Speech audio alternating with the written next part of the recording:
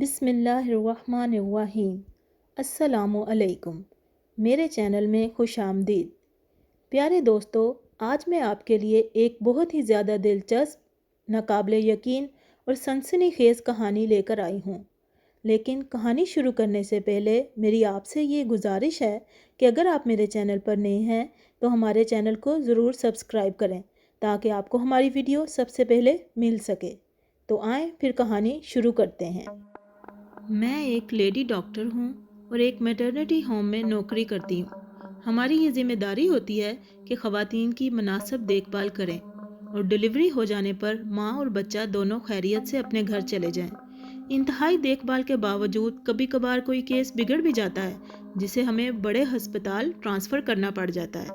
Case بگڑنے میں زیادہ تر خواتین کا ہی قصور ہوتا ہے کہ وہ ڈاکٹر کی ہدایت پر مکمل عمل نہیں کرتی، دوائیاں پابندی سے نہیں لیتی، غذا پر کچھ خاص توجہ نہ ہونے پر کیس کو بگڑنا ہی ہوتا ہے۔ ہم خواتین کو ڈراتے بھی ہیں تاکہ وہ اپنے اوپر دھیان دیں، اچھی غذا سے خون کی کمی نہیں ہوتی۔ اس روز اسپتال میں کوئی کیس نہیں آیا تھا۔ میں اپنی ڈیوٹی پر تھی۔ فارغ بیٹھنے کی وجہ سے وقت تھا کہ گزرنے کا نام نہیں لے رہا تھا، اس لیے وقت گزاری کے لیے میں اپنا پسندیدہ ڈائجسٹ پڑھ رہی تھی۔ گرمی کے دن تھے، میں کھڑکی کے پاس بیٹھی تھی اور مجھے ٹھنڈی ٹھنڈی ہوا کے جھونکے لگ رہے تھے۔ حیدرآباد کی یہی خاص بات ہے کہ یہاں دن کتنا ہی گرم کیوں نہ ہو، رات ٹھنڈی ہوتی ہے، اس لیے اس شہر میں گرمیوں میں چھت پر سونے کا رواج عام ہے۔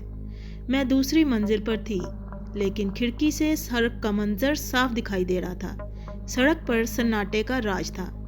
گھنٹہ آدھا گھنٹہ گزرنے پر کوئی گاڑی یا رکشہ وغیرہ گزرتا نظر آ جاتا تھا اور میں خود کو بیدار رکھنے کی بھرپور کوشش کر رہی تھی۔ اچانک ایک رکشہ اسپتال کے گیٹ پر آ کر رکا۔ ایک پولیس والا کسی عورت کو سہارا دیتے ہوئے گیٹ سے اندر داخل ہوا۔ عورت کو دیکھتے ہی میں سمجھ گئی ڈلیوری کیس ہے۔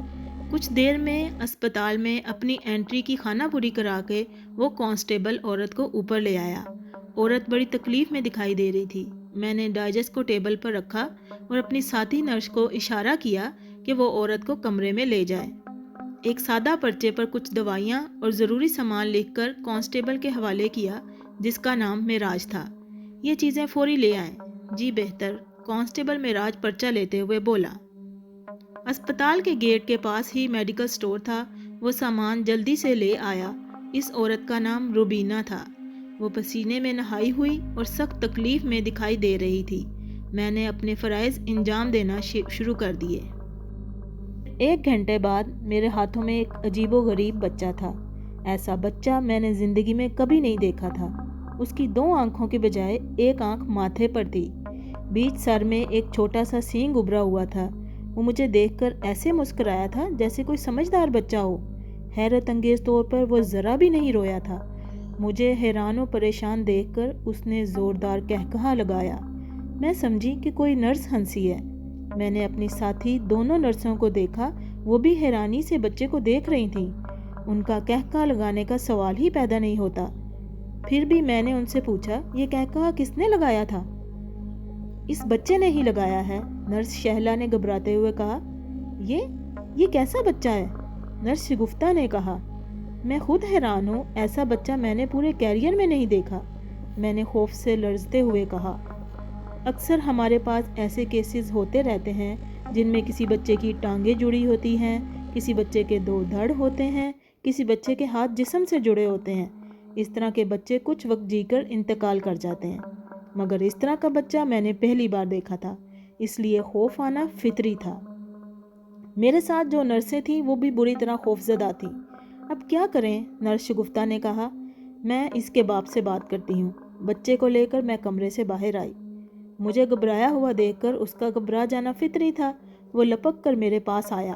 جی ڈاکٹر صاحبہ، خیریت ہے نا؟ اس نے پوچھا۔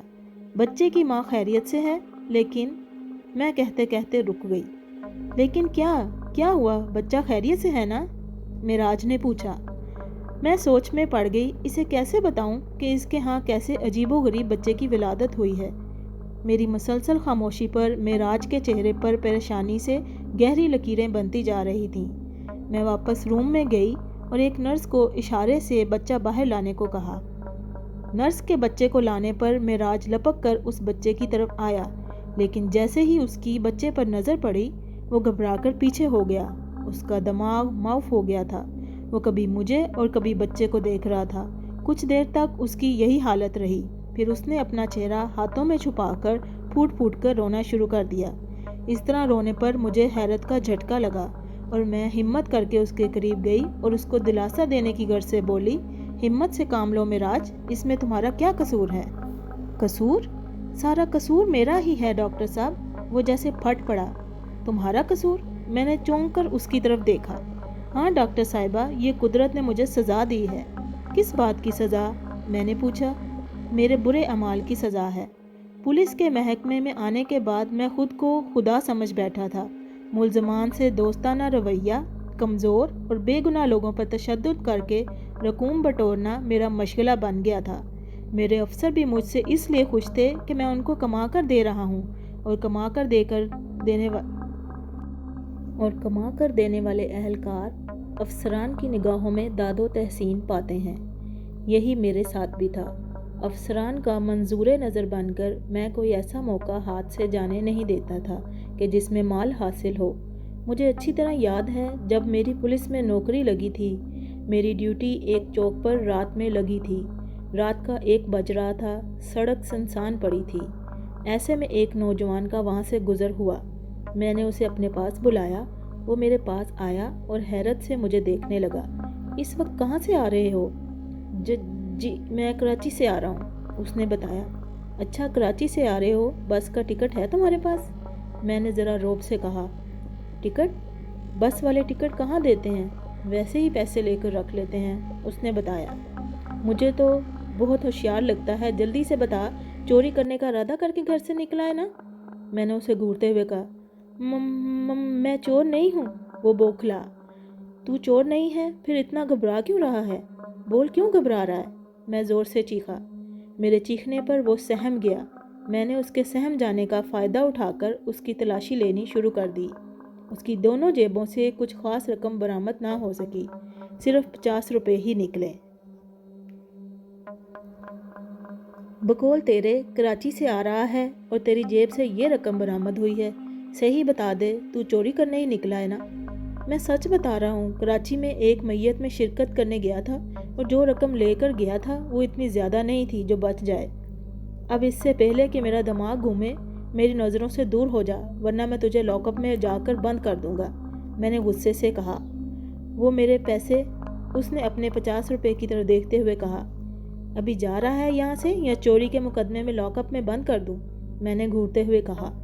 मेरे गुस्से से घूरने पर वो घबरा कर भाग खड़ा हुआ। उसके इस तरह भागने पर मेरी हंसी छूट गई, जिसे मैंने बड़ी मुश्किल से रोका। वो मुझे हंसता देखकर पलट सकता था और मेरी पहली पैदा को मांग लेता। मेरे सीनियर साथियों ने मुझे अच्छी तरह से समझाया हुआ था कि जब भी पैदा करना हो, अपने लहजे को सख्त बना लो। जितना गुस्सा करोगे, पैदा उतनी ही ज़्यादा होगी। अगर चेहरे पर मुस्कुराहट आई तो फिर समझ लो कि तुमने सामने वाले पर जितना रौब डाला है वो सब ख़त्म, और वो तुमसे फ्री होने की कोशिश करेगा। लिहाजा अगर पैदा करना चाहते हो तो वो फिर किसी को फ्री होने का मौका मत दो। फिर देखो कितनी पैदा हुई है। मैंने अपना लहजा सख्त करके 50 रुपये की पैदा कर ली थी। पहली पैदा होने पर मैं बहुत खुश हुआ था। अब मेरा ये मामूल बन गया। मेरी जहाँ भी ड्यूटी लगती, लोगों को बहाने बहाने से तंग करके उनकी जेबों से रकम निकलवाने लगा था।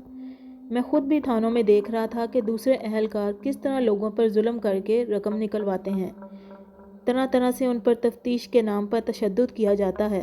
उनके अजीज रिश्तेदार उन्हें तशद्दुद से बचाने के लिए न जाने कहाँ कहाँ से रकम इकट्ठी करके पुलिस अहलकारों को रिश्वत के तौर पर देते हैं। जिनकी थाने से बाहर ड्यूटियाँ लगती हैं, वो मुख्तलिफ कारोबारी लोगों और राहगीरों को तंग करके उनसे रकम निकलवाते हैं। ये सब बातें मुझे पता चलने पर मेरा दिल भी बहुत सख्त हो गया था। मैं किसी पर भी रहम नहीं खाता था। सिर्फ पैदा पर मेरा सारा जोर होता था। इस पैदा में कुछ हिस्सा मेरे सीनियर का भी होता था। आहिस्ता आहिस्ता मैं समझ गया, सबको रकम देने की ज़रूरत नहीं, सिर्फ अपने अफसर को खुश रखो, बाकी साथियों को चाय पर टरखा दो, यही उनकी औकात है। गलत काम पर जब पकड़ ना हो तो इंसान का हौसला बढ़ जाता है। यही मेरे साथ भी हो रहा था। मेरे अफसर मुझे ऐसी ड्यूटी देने लगे थे जहाँ पैदा ज़्यादा होती थी। नाजायज़ कमाई जब आती है तो वो अपनी वापसी का रास्ता भी निकाल लेती है। जुआ, शराब, बाज़ारी औरतों से ताल्लुकात रखना जैसी बुराइयां मुझ में आती चली गईं। दोस्तों के साथ खाने पीने, अय्याशी की महफिलें जमाना मामूल बन गया था। मेरे अजीज़ और रिश्तेदार भी मुझे रश्क भरी निगाहों से देखते थे कि मैं मामूली सिपाही होकर खर्च इस तरह करता हूँ जैसे कोई रईसज़ादा हूँ। जब लोग मुझसे पूछते थे कि मैं इतना खर्च कैसे करता हूँ तो मेरा सर फख्र से बुलंद और गर्दन अकड़ जाती थी। ऐसा लगता था जैसे मेरी गर्दन में सरिया आ गया जो गर्दन को सीधा रखे हुए है। ये सब ऊपर की कमाई है, मैं कहता।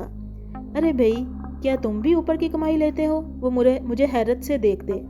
क्या करूं, महंगाई इस कदर हो गई है कि ऊपर की कमाई के बगैर गुजारा नहीं है, मैं फख्र से कहता। दिन बहुत अच्छे गुजर रहे थे। ऊपर की कमाई से जेब हर वक्त नोटों से भरी होती थी, इसलिए घर में कोई फिक्र फाका नहीं था। मेरे आए दिन के फजूल किस्म के खर्चों से तंगी आने लगी थी। खुशामदी दोस्तों के अक्साने पर मैं आए दिन मखसूस जगहों पर अय्याशी की महफिलें मुनक्कद करने लगा था। इन महफिलों में दिल खोल कर खर्च करता, जिससे मेरी अजीब जेब खाली रहने लगी थी। दोस्तों का भी खासा मकरूज हो गया था, मगर मैं परेशान फिर भी नहीं था, क्योंकि ऊपर की कमाई में अक्सर ऐसे मौके आ जाते थे कि मैं अपना सारा कर्ज चंद दिनों में चुका देता था। इसलिए मुझे दोस्तों से फिर नया कर्जा मिल जाता था। दोस्तों के कर्जा देने से उन्हें यह फ़ायदा था कि वो मेरी महफिलों में खुलकर मुफ्त में अय्याशी कर लेते थे, और मैं उन्हें इसलिए मुफ्त में अय्याशी करा देता था कि वो मेरी खुशामद और झूठी तारीफ़ें करने में बड़े माहिर थे। उनके मुंह से अपनी बेजा तारीफ़ें सुनकर मेरा सर फ़ख्र और गरूर से तन जाता था।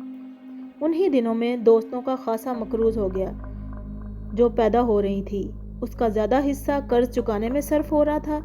मेरे अफसर को पैदा में हिस्सा लेना ना मिलने पर वो भी मुझसे रूठा रूठा सा रहने लगा था। मुझे इस बात का एहसास था और मैं पूरी कोशिश में था कि कहीं से पैदा का आसरा हो जाए ताकि अफसर को खुश कर दूं, वरना मेरी ऐसी जगह ड्यूटी लगा देगा जहां बिल्कुल भी पैदा का आसरा ना हो। ऐसा हो जाने पर मेरे लिए अय्याशी तो दूर की बात, घर का खर्चा चलाना भी मुश्किल हो जाता।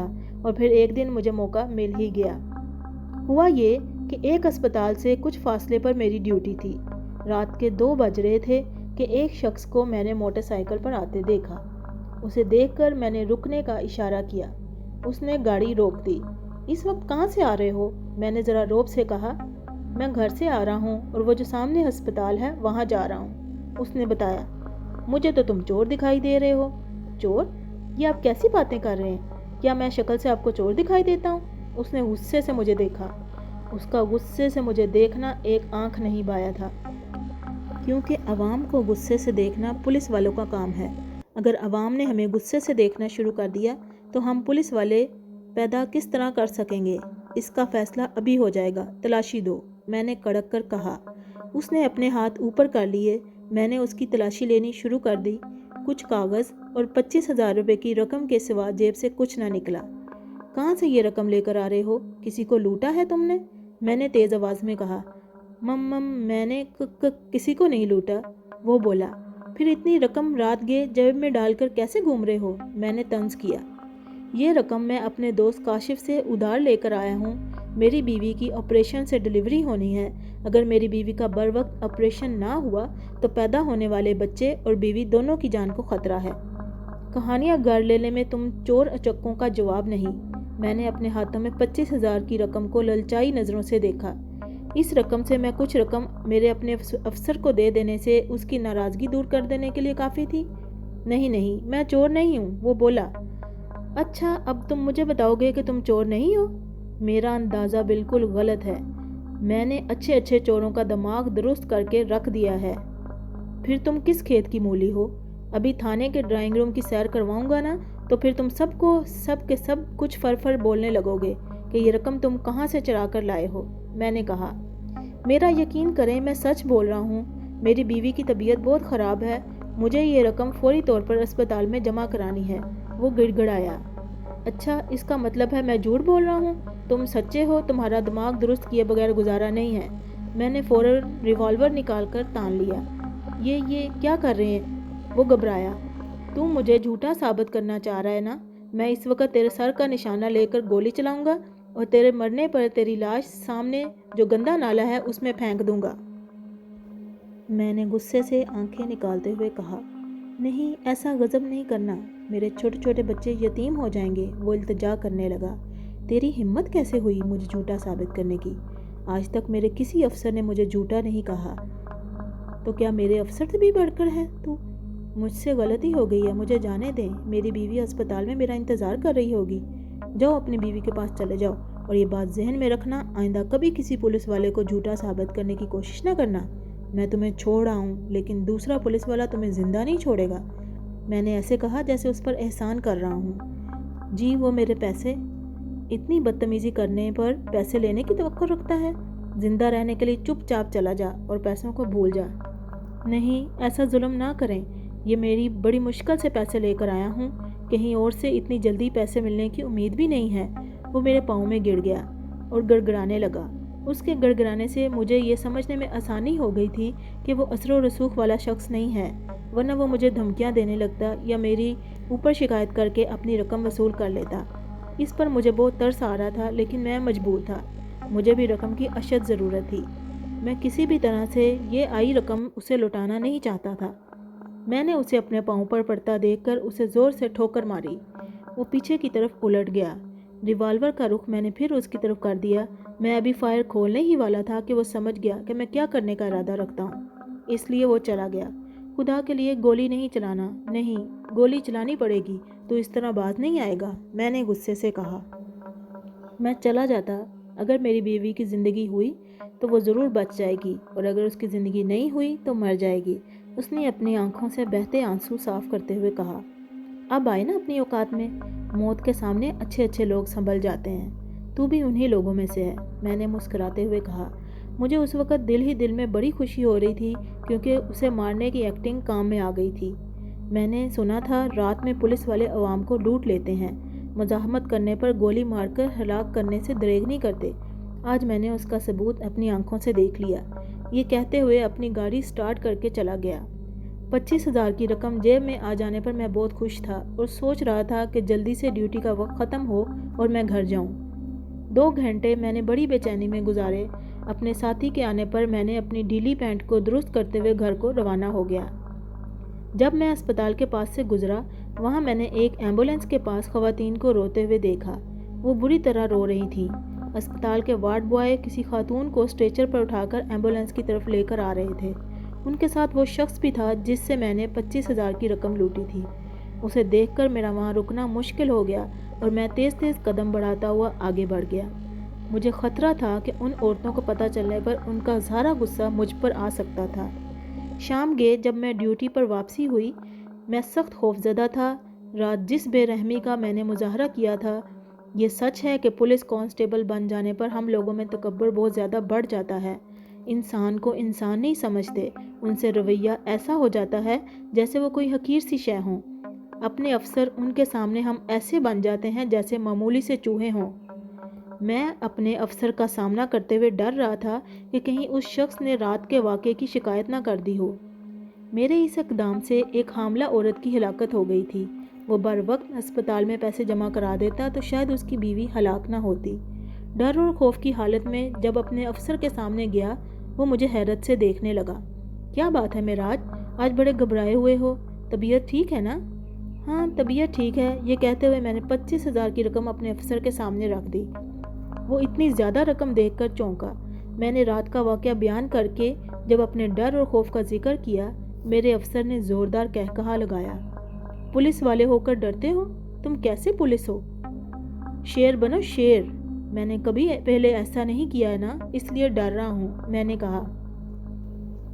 میں تمہاری ڈیوٹی آج کہیں اور لگا دیتا ہوں، اور کچھ معاملہ ہوا تو بھی میں سنبھال لوں گا، تمہیں کسی بھی قسم کی فکر کرنے کی ضرورت نہیں ہے۔ افسر نے 25,000 کی رقم میں سے اپنا حصہ نکال کر رکھ لیا۔ میں جب تھانے سے جانے لگا تو ایک بار پھر افسر نے میرے کندھے پر زور سے تھپکی دی۔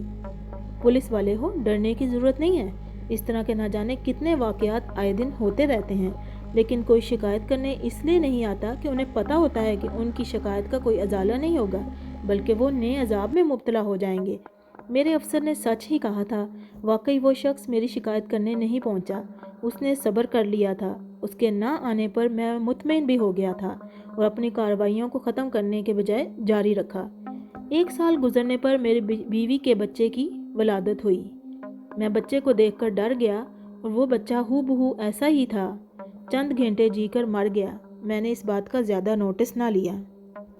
جب دوسرا اور تیسرا بچہ بھی ایسا ہوا تو مجھے زبردست جھٹکا لگا اور میں نے اس شخص کی تلاشی شروع کر دی، کیونکہ مجھے یہ احساس ہو چلا تھا کہ اس شخص نے مجھے بد دعا دی ہے جبھی میرے گھر کے ایسے بچوں کی ولادت ہو رہی ہے۔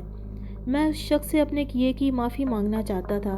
اسپتال سے اس شخص کا پتہ مجھے مل گیا اور یہ بھی معلومات ملی تھی کہ آپریشن میں تاخیر سے ہی اس شخص جس کا نام منور علی ہے، اس کی بیوی کا انتقال ہوا تھا۔ میں اس پتے پر پہنچا۔ وہاں وہ کرائے کے مکان میں رہتا تھا اور اب وہ بیوی کے انتقال ہو جانے پر کرائے کا مکان خالی کر گیا تھا۔ کہاں گیا کسی کو کوئی خبر نہیں تھی۔ میں اس شخص سے اپنے کیے کی معافی مانگنا چاہتا ہوں۔ میں نے اس کا دل دکھایا تھا جس کی مجھے یہ سزا مل رہی ہے کہ میرے ایسے بچے پیدا ہو رہے ہیں اور چند گھنٹے جی کر مر جاتے ہیں۔ یہ بچہ بھی دیکھ لینا چند گھنٹے سے زیادہ جی نہ سکے گا۔ کاش وہ شخص منور علی مل جاتا۔ میں اس کے پاؤں میں پڑ جاؤں گا۔ وہ جب تک مجھے معاف نہیں کرے گا میں اس کے پاؤں سے لپٹا رہوں گا۔ وہ چاہے مجھے کتنی ہی ٹھوکریں مارے میں خوشی خوشی سہ لوں گا، لیکن جب تک وہ مجھے معاف نہیں کرے گا میں اس کے قدموں سے دور نہیں ہوں گا۔